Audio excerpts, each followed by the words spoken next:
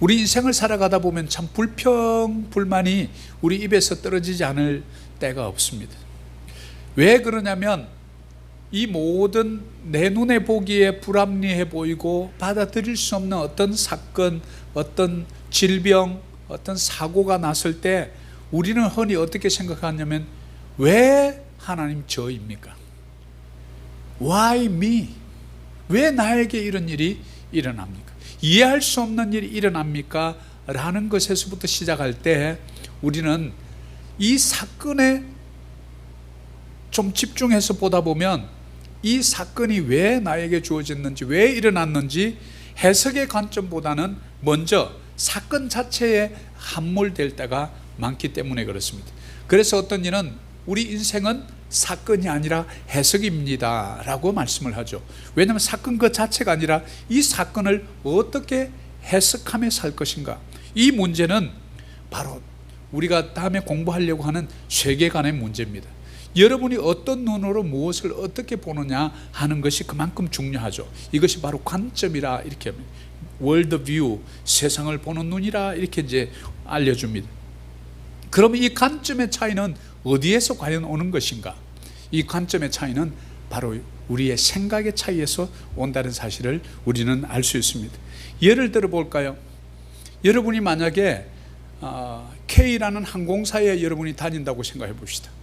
그러면 유독 공항에 가도 K 항공사의 승무원의 옷이 맨 먼저 들어오는 거예요. 예를 들면 여러분이 K 자동차사에 자동차를 샀다고 생각해 봐요.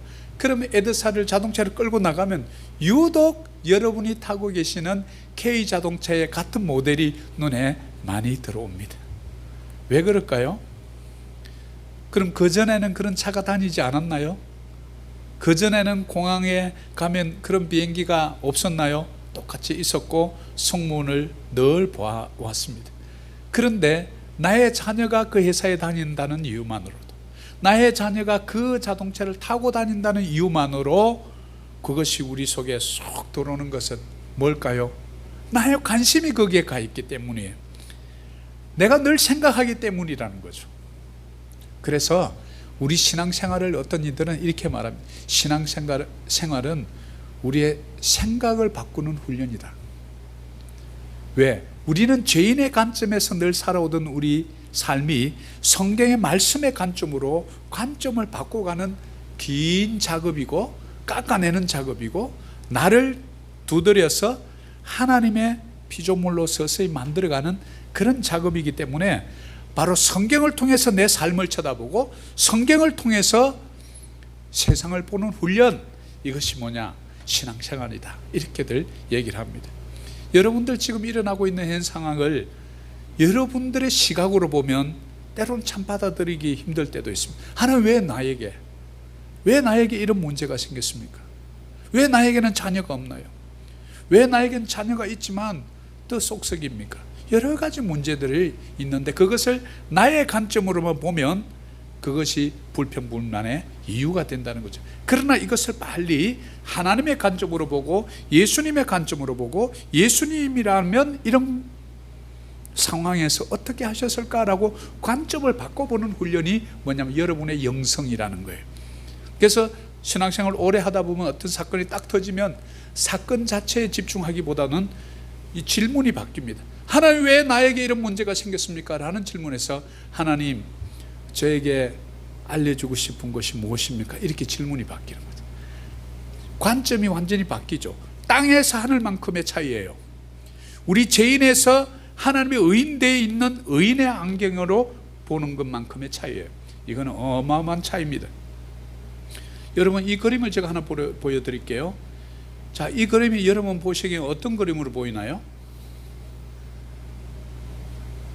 두 분의 얼굴이 이렇게 겹쳐져 있는 것이 보이나요? 예. 아니면 이렇게 아름다운 이 컵이 하나가 보이나요? 뭐가 맨 먼저 들어와요? 컵이 먼저 들어와요. 얼굴이. 또 컵이 먼저 들어오는 분 있나요? 예, 컵이 먼저 들어오는 분이 있고.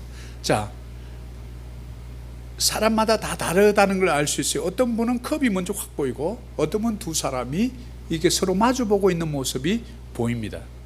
그럼 여러분의 어떤 관점이 서로가 다른 관점을 가지고 있다는 것을 알 수 있어요. 그 다음 한번 보여주세요. 자, 맨 왼쪽 편 중간에 오른쪽에 있는 저분들의 이 덩치가 같을까요? 클까요? 자, 크다, 다르다. 자, 사람의 저 덩치가 다 다르다 하면 손 들어봐요. 똑같다. 혹시 정답이 유출된 것 같기도 하고. 자, 보는 관점에 보면 오른쪽으로 갈수록 크게 보일 수 있다는 것이죠. 근데 실제로 저 사람을 그대로 해보면 똑같은 크기입니다. 이걸 원근법이라 그러는데, 이렇게 멀리 있는 것처럼 보이고 가까이 있는 것처럼 이렇게 하면 똑같은 사물이라도 뒤에는 커 보이고 앞쪽에는 작아 보인다는 사실이에요. 그래서 우리의 눈을 참 믿기가 쉽지 않구나라는 것을 여러분들이 깨달아야 돼요. 다른 거 하나 보일까요? 자, 여러분 뭐가 보이나요? 해골이 보이나요? 해골 머리가 보여요? 바로 탁 해골이 보이죠? 그죠? 자, 사진을 조금 더 확대를 한번 해보세요. 그 다음. 자, 뭐가 보여요? 두 여자가 머리 딴 여자의 머리가 보이나요? 왜 해골이 보이고, 이걸 조금만 자세히 보면 두 여자분이 앉아 있는데 해골이 보였을까요? 제가 무슨 얘기하고 싶은 거죠? 관점, 무엇을 어떻게 바라보느냐. 그래서 이것을 기독교 세계관에서 성경은 자연인의 안목을 고치는 안경이다 이렇게 하면서 존 칼빈이 바로 이런 얘기를 해요. 그래서 우리가 세상을 보는 눈이 바로 뭐냐면 그것을 세계관이라 이랬는데, 여러분 안경 쓰고 계시죠? 안경과 유사한 거예요. 그래서 우리 기독교 세계관을 한마디로 딱 압축을 한다면, 니고데모의 안경이라는 그 책을 쓴 저자의 그 책에 의하면 이것을 우리 성경적 세계관의 아주 핵심 중에 핵심으로 꼽고 있는데, 이것이 뭐냐면 맨 먼저 창조, 타락, 구속, 이 세 가지 관점이에요. 모든 이 만물을 하나님께서 창조하셨다. 그런데 하나님의 명령에 우리가 순종하지 아니하고 배반함으로써 이 땅에 죄가 들어오고, 죄로 말미암아 세상에 타락이 왔다. 그리고 타락을 그냥 내버려 두지 아니하시고 하나님께서 택함 받은 사람을 통해서 끊임없는 구속의 역사를 이 땅에 이루어왔다. 이것이 바로 리뎀션이죠. 이 세 가지의 세계관이 우리 그리스도인들이 갖고 있는 공통적인 세계관이라는 사실이에요. 그래서 오늘 저는 바로 이런 관점에서 우리 성경의 인물 한 인물을 제가 좀 찾아보고 연구해 보려고 하는 것입니다. 그 인물의 이름은 요셉입니다. 요셉이란 뜻은 하나님께서 함께 하시다 그런 뜻이에요. 여호와가 돕는 자다 이런 뜻이에요. 그런데 이 요셉이 성경에 보면 세 명의 인물이 등장합니다. 바로 이 창세기에 등장하는 요셉, 이 요셉은 바로 야곱의 아들입니다. 그래서 11번째 아들이에요. 그리고 이제 막내가 이제 베냐민이 있죠. 그런데 여기 한번 나오고, 그 다음에 어디에 나오냐 하면 바로 예수님의 아버지, 바로 이름이 요셉이에요. 마리아와 요셉 아시죠? 똑같은 이름이에요. 여호와가 돕는 자라는 뜻의 이름이에요. 바로 예수님의 아버지 이름. 또 한 명의 이 요셉이 등장하는데 바로 아리마대 요셉, 바로 예수님의 시신을 수습해서 그 장례를 치러줬던 바로 숨겨진 제자였어요. 아리마대 요셉이. 이 세 명이 등장하는데 성경에는 약 12번 정도 이 이름이 계속해서 등장합니다. 그런데 이 요셉이 11번째 아들로 참으로 기구한 삶을 살게 되는데, 어머니가 4명이에요. 어머니 이름이 누구죠? 라헬, 둘째입니다. 레아가 큰언니예요. 레아. 그 다음에 또 라헬의 종이 있어요. 빌하. 레아도 종이 있었어요. 바로 실바라고. 그래서 어머니가 4명이 있는데 다 배다른 형제들이에요. 자기만 아직까지 베냐민이 태어나기 전이니까 자기만 혼자인 거예요. 그 10명으로부터 계속 돌리는 거예요. 그런데 유독 이 아버지 야곱은 특별히 요셉을 그렇게 또 편애하는 거예요. 그러니까 배다른 형제 10명으로부터 질투와 시기와 이런 것들을 많이 받게 돼요. 그래서 결국은 어떻게 하냐면 자꾸 무슨 꿈을 꾸고서 형들, 나중에 형들이 내한테 절을 한대 그러면서 이상한 자꾸 꿈을 꾸고 그러니까 형들이 미워 죽겠는데, 그러지 않아도 아버지가 유독 그 아이만 편애하고 하는데 미워 죽겠는데 뭐 하는 얘기를 들어보니까 별로 마음에 안 들고 기분 안 좋은 자꾸 꿈을 꾼다는 거예요. 그래가지고 야야, 저 꿈꾸는 자가 온다, 저 우리 한번 죽여버리자. 참 형제들이 말이죠, 그 막내를 죽이고자 하는 생각이 어떻게 왔는지, 제가 이 생각하다가 그게 바로 네 마음속에 있는 죄다, 이런 생각이 들어요. 너도 너 마음에 조금만 안 들면 심사 뒤틀리면 막 마음으로 저주하지 않니? 그렇구나.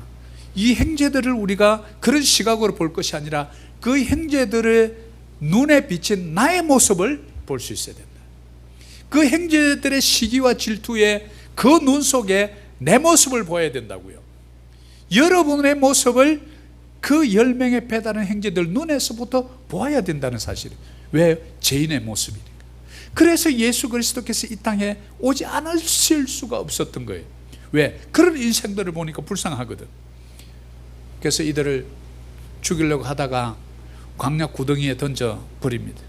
왜냐하면 큰형 르우벤이 그래도 동생을 좀 죽이는 것은 그렇다 싶어서 구덩이에 빠뜨려 놓으면 나중에 와서 자기가 살짝 구해주면 되겠지 이랬는데, 문제가 그게 아니라 이제 형 유다가 은 20에 팔아버려요. 근데 누구한테 파냐면 그 이스마엘 상인에게 팔아버립니다. 여러분, 이스마엘이 누구죠? 하갈이 아브라함으로부터 약속의 아들 이삭을 낳기 전에 하갈로부터 낳았던 아들이에요. 바로 저 아랍의 조상이 된, 무슬림의 조상이 된 자예요. 너무나 성경은 꼭 집어서 이스마엘 상인에게 팔려가니라. 성경에는 큰 두 가지의 줄기가 흐릅니다. 창세기에부터. 그게 뭐냐, 하나는 생명의 길, 사망의 길입니다. 의인의 길, 죄인의 길이 같이 흐릅니다. 그래서 맨 먼저 내 씨에서 나오는 아가 후손이 될 것이라 이삭을 말하는데 이스마엘이 탁 나옵니다. 이스마엘이 끊임없이 이삭을 핍박하는 모습을, 그래서 이삭을 통해서 약속의 아들 이스마엘을 통해서 늘 옆구리에 가시, 사망의 길, 생명의 길, 그것뿐입니까? 또 이삭이 또 아들을 낳았는데 또 에서와 야곱을 낳아요. 근데 하나님은 또 야곱을 통해서 그 복의 통로가 되기를 원해요. 그런데 또 에서는 끊임없이 이 야곱을 죽이려고 그래요. 생명의 길, 사망의 길. 그런데 또 야곱이 이 요셉을 또 이렇게 놓았는데 배다른 10명의 아들이 또 요셉을 죽이려고 해요. 예수 그리스도께서 이 땅에 오셨어요. 많은 바리새인들과 율법학자들과 사두개인들이 또 예수 그리스도를 또 죽이려고 해요. 이 땅을 살아가는 우리 성도님 여러분, 여러분들을 늘 끊임없이 예수쟁이라는 이름으로 끊임없이 우리를 정죄하려고 돌을 던질래는 사망의 길이 있고, 여러분은 그 중에 소수지만 생명의 길을 걸어가고 있다는 사실을 우리는 성경의 39권 구약과 27권 신약을 통해서 66권에 흐르는 생명의 길, 사망의 길, 의인의 길, 죄인의 길을 여러분들은 똑바로 성경을 보면서 찾을 수 있어야 된다. 그래서 여러분은 늘 생명의 길의 선자, 의인의 길의 선자인 줄 믿습니다. 그 의인을 하나님께서는 너무나 가날프고 상한 갈대 같고 정말 꺼져가는 등불 같은 그 한 인생을 하나님이 어떻게 다루시냐, 끝까지 버리지 않는다는 사실이에요. 요셉이 10명에게 이렇게 힘없이 당하죠. 그래가지고 팔려갑니다. 팔려갔는데 그 당시에 패권국가 바로 애굽이죠. 이집트로 팔려가요.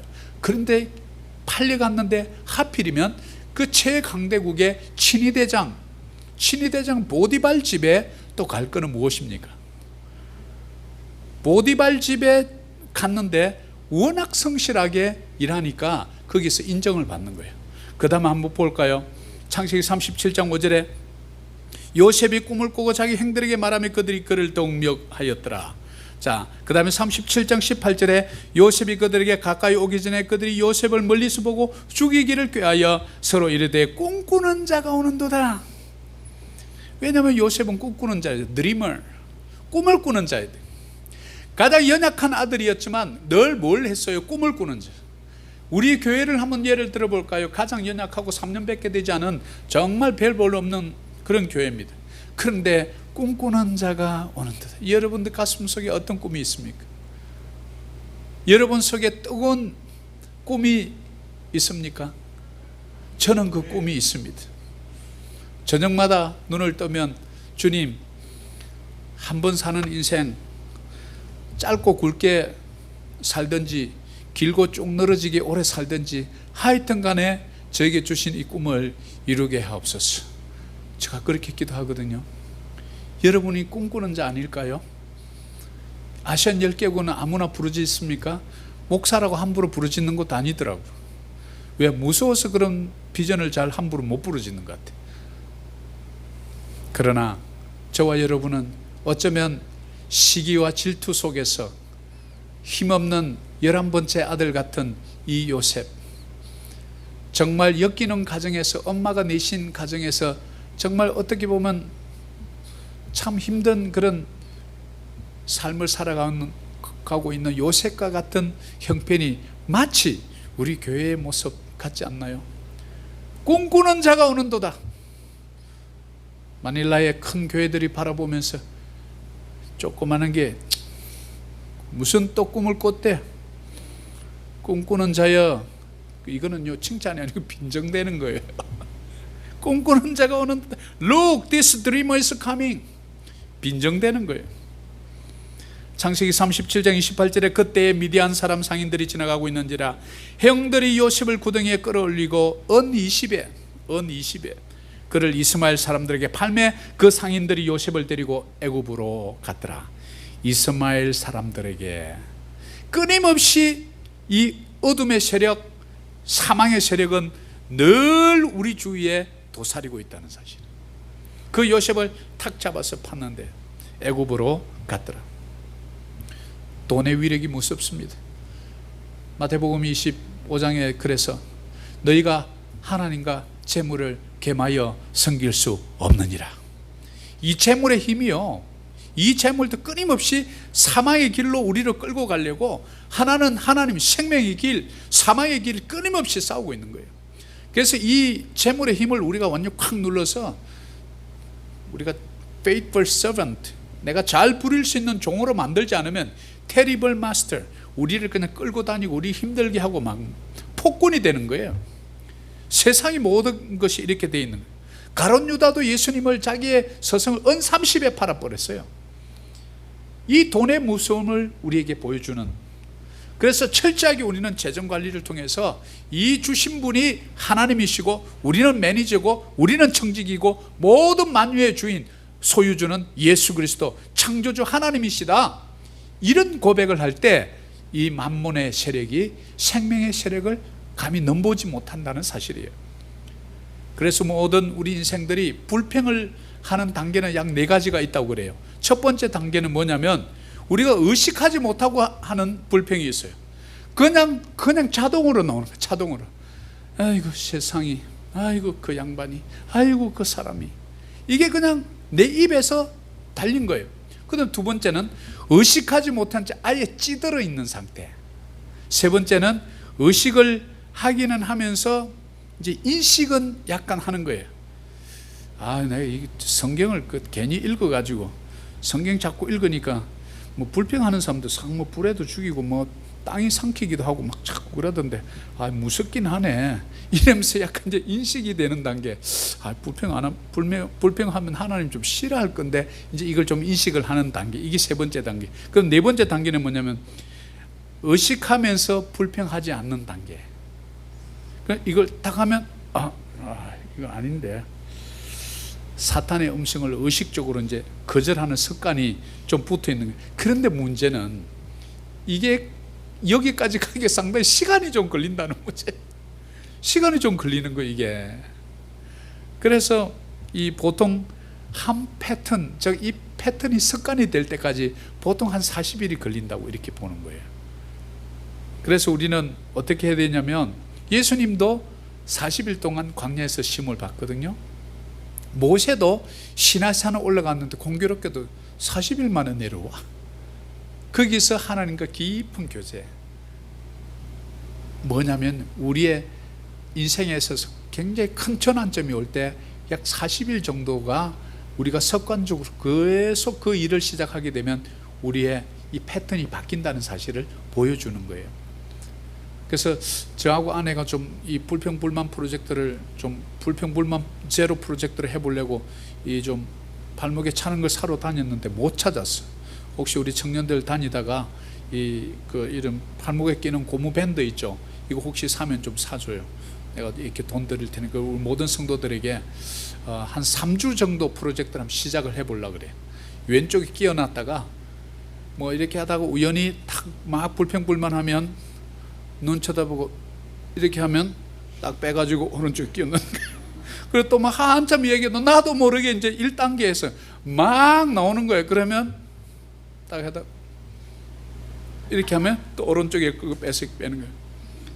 이제 의식을 계속. 그래서 자꾸 이렇게 하다 보면 뭔가를 주입을 하면 이것을 이렇게 바꿔야 된다는 의식적인 작업이 나중에 자꾸 이제 패턴을 바꿔가기 시작합니다. 그래서 3주 정도가 지나면 많이 줄어들고, 이것이 40일 정도 같으면 약 7주 정도, 그죠? 그러니까 한 6주에서 7주 정도 되면 우리가 거의 4단계까지 의식하면서 이제 불평하지 않는 단계까지 간다는 거죠.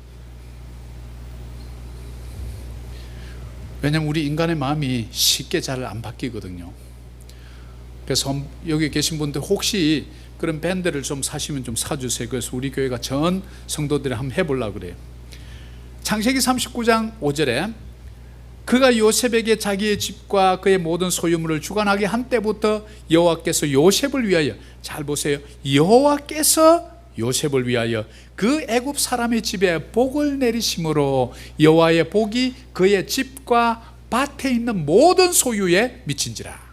자, 이 말씀에 굉장히 중요한 몇 가지 포인트가 숨어 있는 것을 알 수 있어요. 요셉에게 하나님 유일하게 관심이 있다는 사실이에요.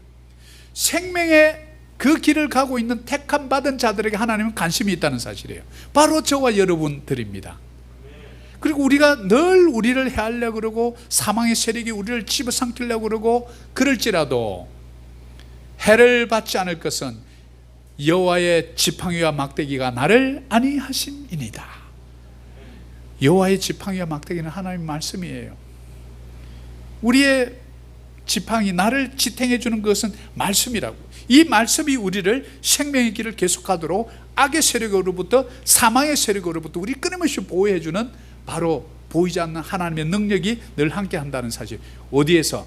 바로 그가 비록 노예로 팔려갔지만 그 당대의 최고의 패권 국가였던 애굽의 친위대장 보디발 집에 갔는데 여호와께서 요셉을 위하여, 요셉을 통해서 누구를 축복했나 보니까 애굽 사람의 집을 축복했다는 거예요. 자, 여러분을 통해서 필리핀이 복을 받기를 축복합니다. 이 요셉을 통해서 어떻게 보면 자기가 팔려간 그곳은 원수 같은 나라인 거예요. 노예니까 신분이. 그런데 그 요셉에게 복을 주는 것이 아니고 요셉이 있는 그 애굽 사람의 집을 복을 준다는 사실이에요. 그런데 어디에다 주는 거예요? 그 집과 밭에 있는 모든 소유에. 하나님, 이건 뭐예요? 저에게 복을 줘야지. 하나님이 요셉에게 보여주고 싶었던 게 뭘까요? 너는 축복의 통로이니라. 누구에게 준 약속이죠? 아브라함에게. 창세기 12장에 약속해 줬잖아요. 너를 축복하는 자를 축복하고 너를 저주하는 자를 내가 저주하리니 너는 모든 복의 근원이 될지라. 그래서 아브라함에서 아브라함으로 이름을 바꿔 열국의 아버지라 이름을 바꿔주지 않습니까? 그 후손이 누구예요? 바로 요셉이잖아요. 그 아브라함을 통해서 이삭을 낳고 이삭이 야곱을, 야곱에서 12아들 이스라엘 지파가 나오지 않습니까? 그 요셉을 통해서 보디발 장군 집에 있는 모든 소유, 즉 집과 밭에 있는 모든 소유에 미친지라. 여러분이 가는 곳마다 필리핀 땅에 필리핀 사람들이 복받기를 축복합니다. 그리고 그들이 경영하고 있는 그 어떤 회사, 조직, 또 가정, 그들의 또 교회, 여러분들이 가는 곳마다 그 애굽 사람 보디발이 뭔가 마음에 들어서 복 준 게 아니라 누구 때문에요? 여호와께서 누구를 위하여? 요셉을 위하여. 하나님께서 필리핀 땅 1억의 인구들을 복 주셨더라. 누구를 위하여? 저와 여러분을 위하여. 이런 의식을 갖고 있는 게 뭡니까? 이게 세계관이라고요. 하나님께서 나를 통해서 이 땅을 축복하신다. 누가 그렇게 하면 뭐 잡아갑니까? 왜 그런 말 하고 다니냐고 시비 거는 사람이 있습니까? 아닙니다. 믿음의 사람은 바로 이 요셉의 예를 통해서, 우리는 그런 예를 통해서 스스로 축복하는 거예요. 예를 들어볼까요? 어떻게 적용하는? 우리 교회 들어올 때마다 주여 저 때문에 이 교회가 복받게 하옵소서. 왜 안 되죠? 여러분 어느 성도님 집에 들어갔어요. 주님 저 때문에 이 집이 복받게 하옵소서. 필리핀 사람 만날 때마다 주여 저 때문에 이 필리핀 형제가 복받게 하옵소서. 진짜 복은요, 남에게 축복하는 게 그게 진짜 복이에요. 그건 돈이 들어갑니까? 뭐 안 들어가요. 말로 축복을 선포해 주는 거예요. 왜? 여러분의 축복에 자녀잖아요. 여러분의 복의 복 덩어리라고. 복의 근원이란 말이요, 여러분의 복 덩어리라고요. 여러분이 가는 곳마다 여러분 때문에 그 집이 복을 받고, 그 나라가 복을 받고, 아시안 10개국이 복을 받고, 필리핀의 7,107개 섬에 있는 모든 족속들이 복을 받는다는 것을 우리는 여기서 알 수 있어요. 한 요셉이라는 생명의 그 강줄기를 따라가는 그 한 사람을 통해서. 창세기 39장 23절에 보면 간수장은 그의 손에 맡긴 것을 무엇이든지 살펴보지 아니하였으니 이는 여호와께서, 또 나오죠. 자, 그럼 거기서 보디발 장군 집에서 열심히 총무를 맡아갖고 잘했는데, 보디발 장군이 너무 바빠서 아내한테 별로 신경을 안 썼는지 이 아내가 그만 열심히 일하는 가정 총무 요셉에게 자꾸 눈짓을 하는 거야. 그러니까 이제 요셉이 안 됩니다 마님, 당신 집의 모든 것은 내가 이렇게 간장할 수 있으나 우리 장군님의 아내 당신만은 절대로 안 됩니다. 그런데 이제 나중에 이 여자분이 사고를 치죠. 그냥 이렇게 막 겁탈한 것처럼 이렇게 해가지고 남편이 들어와서 모함을 해서 그 불쌍한 요셉을, 이 친위대장 집이 뭐냐면 집에 감옥이 있었던 거예요. 보디발 집에. 바로 왕궁에 있는 아주 높은 고관 대작들을 집어넣는 감옥이 있었다. 거기다가 요셉을 집어넣어 버렸네. 자, 우리 인간적인 시각으로 보면 기가 찹니다. 어떻게 하나님이 이럴 수 있습니까? 형제들로부터 배신당하고 버림받아서 팔려서 이스마엘 족속, 늘 이삭을 죽이려고 대드는 그 사망의 엄침한 그림자 같은 그 이스마엘 상인에 팔려서 왔더니 하필이면 보디발 장군 집에 가고, 또 하필이면 왜 또 뭐 인물이 괜찮았는지 보디발 아내가 왜 또 그 히브리 노예에게 또 그렇게 눈이 가가지고 누명을 씌워서 또 감옥까지 집어넣는. 저와 여러분이 요셉이라고 한번 생각해 보세요. 불평불만이 자동으로 그냥 줄줄줄 나오는 거예요. 이놈의 예팼네 진짜, 내가 한번 다음에 기회만 보라 그냥 막 한 공가 버린다. 이게 보디발 장군 언제만 너도 한번 걸리기만 해봐라. 형들 르벤 가면 정말 내가 조진다 조져 막 이러면서 온갖 이게 쌓여가지고 이래 있어야 되잖아요. 저와 여러분 같으면. 그런데 희한하게 아무리 제가 찾아봐도 요셉이 뭐 불평했더라, 원망했더라, 이것은 아무리 내가 이렇게 컴퓨터 프로그램에 넣어갖고 요셉 집어넣어갖고 요셉과 관련된 말에 원망, 불평, 불만을 찾을 수가 없어요. 제가 이 도대체 뭘까? 그러면 요셉은 뭐 특별한 사람인가? 그렇지 않다는 거예요. 그러면 저와 여러분하고 이 요셉이, 우리 믿음의 사람, 뭐가 차이가 나죠? 여기서 보면 그래서 이제 감옥에 갇혔는데 감옥에서도 너무 성실히 열심히 하는 간수장 눈에 또 띈 거예요. 그래서 모든 걸 다 맡겼어. 그런데 또 보니까 여호와께서 요셉과 함께 하심이라 여호와께서 그를 범사에 행통하게 하셨다. 또 감옥에 가 있는데, 아니 뭐 밖에 나와서 잘 나갈 때 행통하게 해주면 되지, 감옥에서 행통하게 해주면 뭐가 좋습니까? 제가 이걸 보다가 참 하나님께 또 얄궂지, 내가 뭔가 사업을 할 때 크게 행통을 해주는데 감옥에서 도대체 행통하게 해주면 뭐예요 도대체? 간수장은 그의 손에 맡긴 것을 무엇이든지 살펴보지도 않을 정도로 그를 신뢰했다는 것이죠. 이는 여호와께서, 왜 그러냐면 여호와께서 요셉과 함께 하심이라. 임마누엘 하나님을 이곳에서 우리는 알 수 있어요. 저와 여러분에게 하나님이 함께 하시기만 하면 세상으로부터 바로 인정받고 칭찬받을 수 있는 바로 삶을 살아갈 수 있다는 것을 우리는 여기서 알 수 있습니다. 그러면 그를 범사에 행통하게 하셨더라. 어찌 보면 넌센스 같아요. 그런데 치욕적인 이 자리가 왜 중요한 자리였냐면, 애굽의 그 궁중에서 일어나는 모든 정사를 수업받을 수 있는 광야 학교였다는 사실이에요. 그곳에서 무엇을 배웠을까요? 여러분 잘 아는 술 맡은 가는 장, 떡 맡은 가는 장. 고대 사회에서 독살이 하도 심했습니다. 그러니까 이 술 맡은 가는 장은 술에다가 독을 넣어서 이제 바로를 죽이려고 그러는 거예요, 왕을.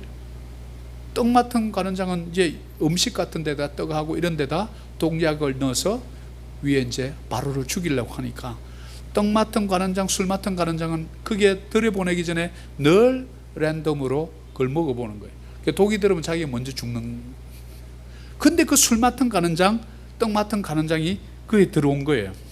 창세기 40장 22절을 볼까요? 떡 굽는 가는 장은 매달리니 요셉이 그들에게 해석한 것 같이 되었으나 술 맡은 가는 장이 요셉을 기억하지 못하고 그를 잊었더라. 자, 떡 굽는 가는 장은 결국은 자기가 꿈을 꿨는데 꿈대로 결국은 죽게 돼요. 목이 매달려서. 그런데 술 맡은 가는 장은 요셉이 꿈을 꾸고 해석을 해줬는데 당신은 복권되어서 그 자리로 돌아갈 것이요, 이렇게 했는데 실제로 돌아간 거예요.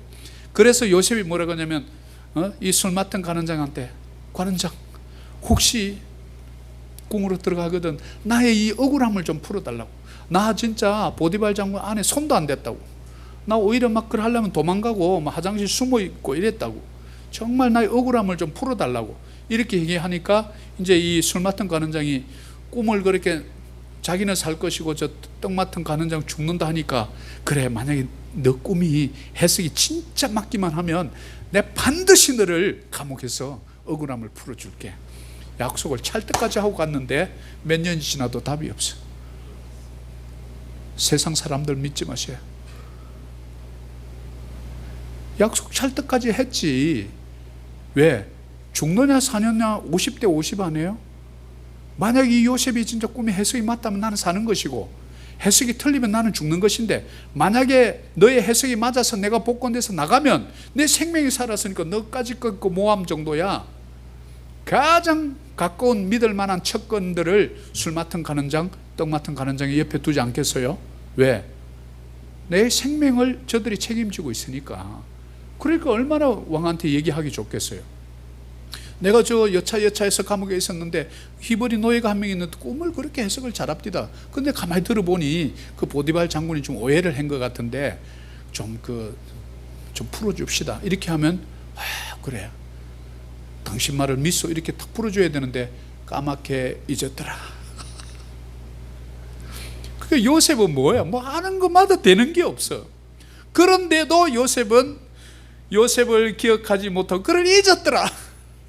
아 진짜 제가 이거 읽다가 화가 나더라.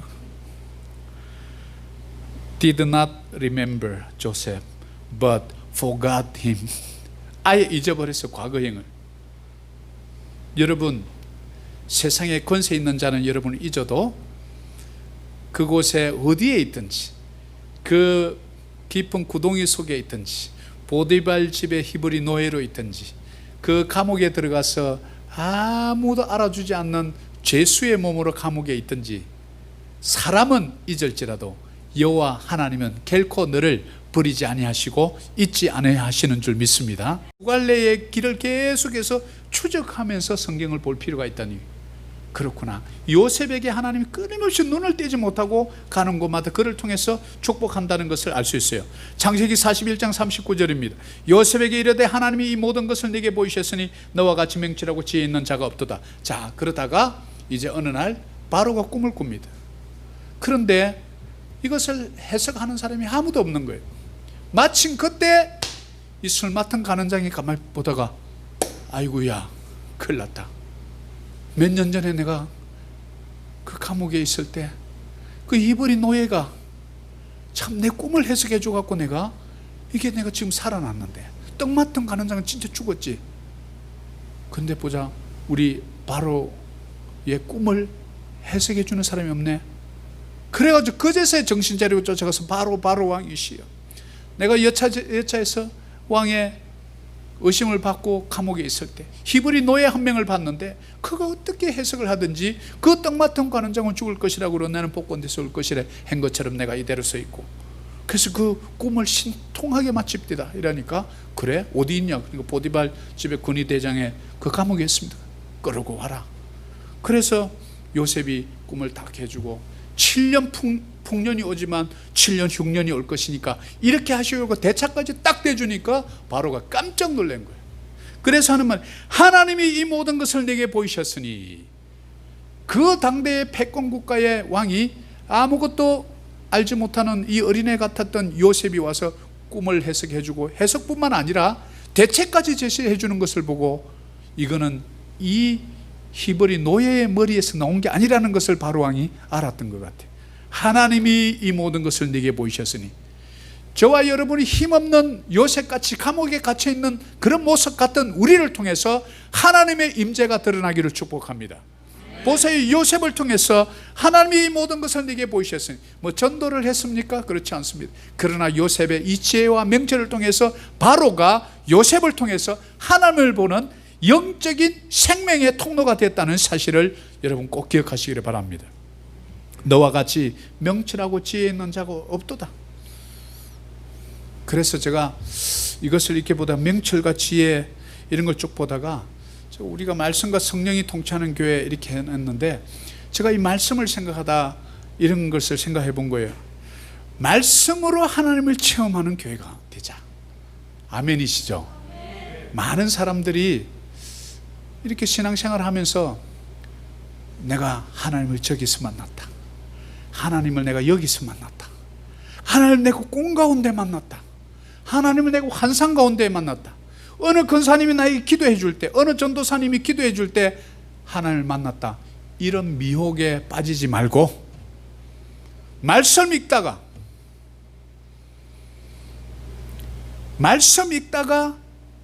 하나님의 말씀 속에서 하나님을 체험하는 교회, 얼마나 건강한 교회, 단단한 교회가 되겠어요? 그리고 두 번째는 뭐냐면 성령이 통치하는 교회, 성령의 능력으로 사역을 감당하는 교회. 말씀이 우리를 인도하는 GPS라면 성령은 우리를 인도해가는 놀라운 능력, 두나미스의 능력이 되기 때문에 그래요. 바로 이 두 가지, 말씀과 성령의 능력으로만 무장되기만 하면, 그래서 저는 뭐 환상을 보고 뭐 꿈을 꾸고 꿈을 해석을 하고 뭐 주님을 만나게 해주겠다, 여기저기 기도원 쫓아다니는 사람들을 저는 믿지 않습니다. 예를 들면, 목사님 제가 어제 이 말씀을 읽다가 이 말씀이 내 가슴을 얼마나 두드리는지 그 다음 성경을 못 읽었습니다. 나도 모르게 눈물이 터지고 회개가 나오고 그 말씀을 내가 지금 잊을 수가 없습니다. 뭐예요? 그분은 하나님을 만난 거예요. 태초에 말씀이 계신다, 이 말씀이 하나님과 함께 하셨으니 이 말씀은 곧 하나님이시니라. 요한복음 1장 1절이 정의를 해주잖아요. 하나님을 만나는 법, 여러분 이상한 그런 거 듣고 보고 쫓아다니지 마세요. 성경을 쫓아가십시오. 그러면 말씀을 통해서 하나님을 체험하는 교회는 세상이 감당하지 못하는 교회, 성령의 능력으로 사역을 감당하는 교회, 세상이 감당하지 못하는 교회, 바로 그런 교회가 된다면 하나님께서 얼마나 기뻐하시겠노. 그래서 오늘 마지막 말씀입니다. 창세기 45장 5절에 당신들이 나를 이곳에 팔았다고 해서 근심하지 마소서, 한탄하지 마소서. 하나님이 생명을 구원하시려고 나를 당신들보다 먼저 보내셨나이다. 이 장면은 이제 정말 애굽에 7년 흉년이 온 후에, 풍년이 온 후에 7년 흉년이 왔어요. 그러니까 저 팔레스틴 지역에도 문제가 된 거예요. 이 얘기를 듣고 야곱이 쌀 좀 구해와야 되겠다. 양식이 다 떨어졌다. 애굽에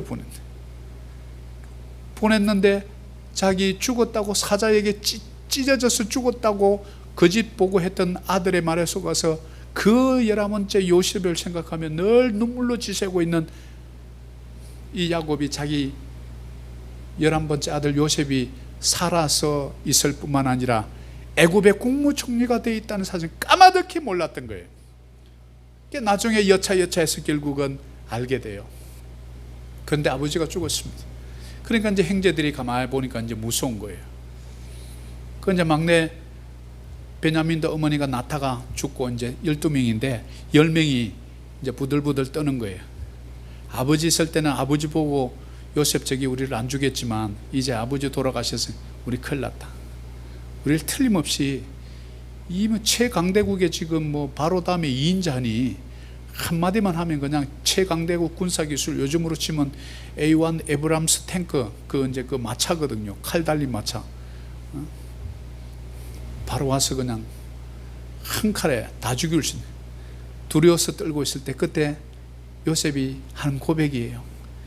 형들이여, 당신들이 나를 이곳에 팔았다고 해서 근심하지 마소서, 한탄하지 마소서. 하나님이 생명을 구원하시려고 나를 당신들보다 먼저 보내셨나이다.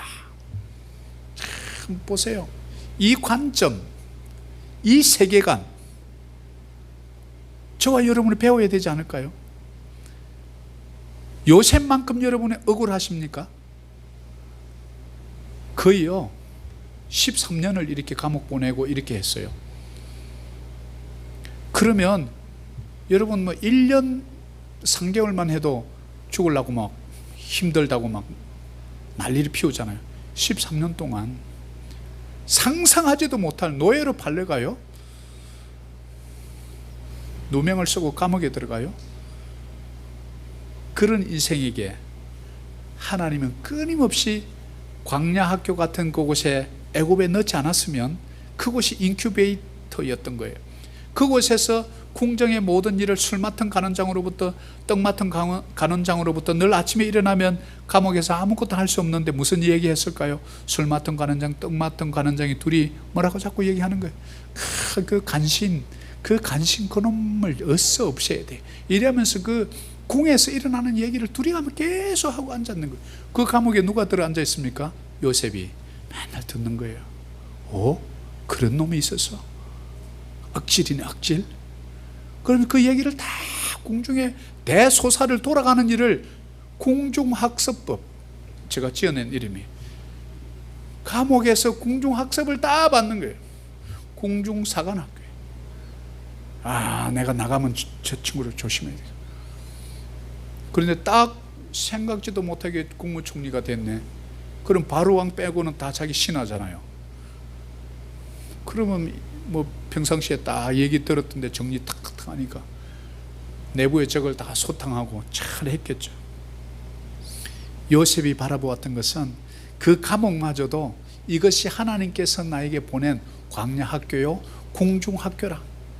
이 과정을 내가 통과하지 않았다면 과연 어떻게 그의 기도가 그렇게 간절했으며 그 하나님과 함께하는 임마누엘의 복을 누리지 않았다면 어떻게 그 꿈을, 술 맡은 관원장, 떡 맡은 관원장 바로의 꿈을 해석해 줄 수 있었겠냔 말이죠. 그것을 통해서 한 시대에 그 애굽에 있는 모든 백성들이 7년 흉년이 왔을 때 다 목숨을 구해주지 않습니까? 생명을 구해줍니다. 그뿐입니까? 팔레스틴 지역에 있던 자기 모든 이스라엘 민족에게도 양식을 구할 수 있도록 해주지 않습니까?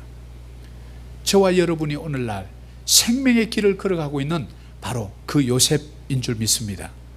여러분만 사는 것이 아니라 여러분을 통해서 적국에 있는 그 애굽에 있는 바로 내가 노예로 팔려갔던 그 나라의 모든 애굽 사람들도 그 요셉의 놀라운 이 쌀을 보관했다가 나중에 다시 다 이렇게 분배해서 쌀 없이 굶어 죽는 사람이 한 사람도 없도록 만들었던 그의 지혜와 명철, 우리가 어떻게 적용할 수 있을까요? 코로나19 때문에 먹을 쌀이 없다고, 죽겠다고, 잡을 잃었다고. 여러분이 그 요셉이 좀 되어주면 안 될까요? 여러분 때문에 필리핀이 살았다고, 여러분 때문에 아시안 6억 5천이 살았다고. 요셉의 노력이 아니에요. 요셉을 통한 하나님의 열심이고 요셉을 통한 하나님의 생명의 역사인 줄 믿습니다. 우리는 그저 쓰임받는 거예요. 그래서 우리는 할 말이 없고, 주님 저를 사용하여 주옵소서. 그래 저를 통해서 구원의 방주로 사용하여 주옵소서. 하나님이 역사의 주권자입니다. 나에게 지금 일어나는 이 모든 일이 비록 감옥 같고, 비록 노예로 팔러 가는 것 같고, 캄캄한 그 땅 구덩이에 빠져 있는 아무것도 할 수 없는 연약하고 나약한 나의 모습일지라도 하나님의 계획이 있는 줄 믿습니다. 그 구덩이 속에서도 하나님 나를 향한 꿈이 있는 줄 믿습니다. 하나님 나를 향한 사명의 플랜이 있는 줄 믿습니다. 지금은 내 죽을 운명에 있을지라도 우리 하나님이 역사의 주관자시고, 하나님이 시간을 멈추지 아니하면 시간은 갈 것이고, 반드시 입구가 있으면 출구가 있을 것이고, 학교 입학하면 졸업할 날이 있으니 주여 나의 모든 생명까지도, 나의 시간과 나의 모든 아픔까지도 주님께 내드립니다. 이런 고백하지 않았을까요? 우리는 왜 그거 못합니까? 우리도 그거 한번 해봅시다. 하나님께 달렸습니다. 역사의 주관자입니다. 나를 하나님의 생명의 길로, 생명의 자녀로 택하셨다면 반드시 생명의 길로 나올 줄 믿습니다.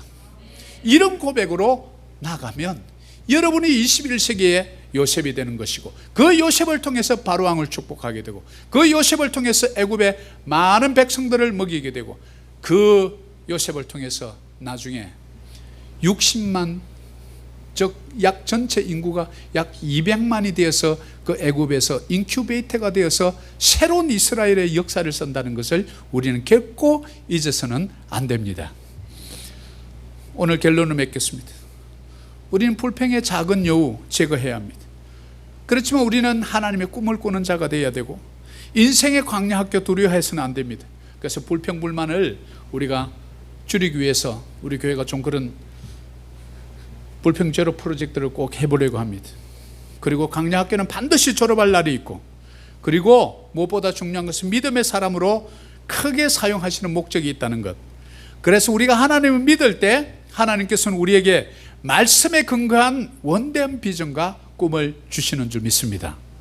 말씀으로 하나님을 체험하는 교회, 성령의 능력으로 사명 감당하는 교회, 바로 요셉을 삶을 살아가는 저와 여러분의 삶이 되시기를 축복합니다.